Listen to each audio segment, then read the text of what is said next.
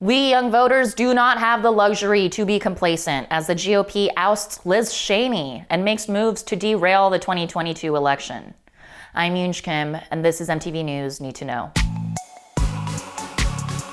On Wednesday, House Republicans voted to oust Wyoming Representative Liz Cheney for calling out former President Trump's election fraud claims and inciting the deadly Capitol insurrection. She is the daughter of former Vice President Dick Cheney and, until being removed, was the highest-ranking member of the GOP to refuse to buy into the unfounded assertions. Cheney is one of the most prominent conservative voices in the country, so removing her from her chair position within the Republican House Conference suggests that the GOP is upholding provocative talking points as a means to win seats.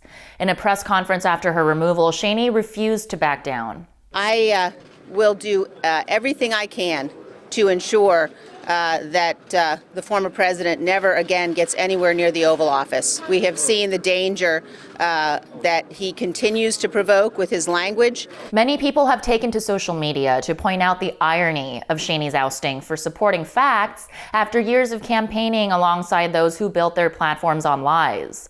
Political commentator Anna Navarro tweeted, "Representative Liz Cheney campaigned or raised funds for many of the invertebrates voting against her. Many of those Judases who sought her help on some pet project, sucked up to her, kissed her ass, today will betray her for speaking truth. They should be ashamed, but they got no shame." To be clear, this is not suddenly a Liz Cheney stan account.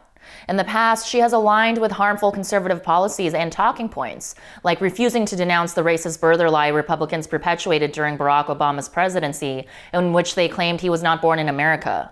She, like her father Dick Cheney, is pro-military torture, and she continued to support Trump's 2016 presidential campaign after the surfacing of the infamous tape where he said he grabbed women non-consensually.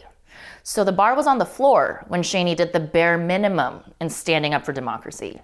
As Congressman Ted Lieu pointed out, the decision to remove Cheney after standing up for elections more than anything else shows how radical the GOP and GOP leader have become. It's all part of the GOP's strategy to gain a House majority in the 2022 midterm elections.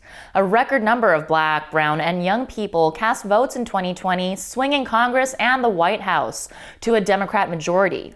Upholding Trump's assertion that the 2020 election was riddled with fraud allows the Republican Party to play their next hand, which is making voting more difficult.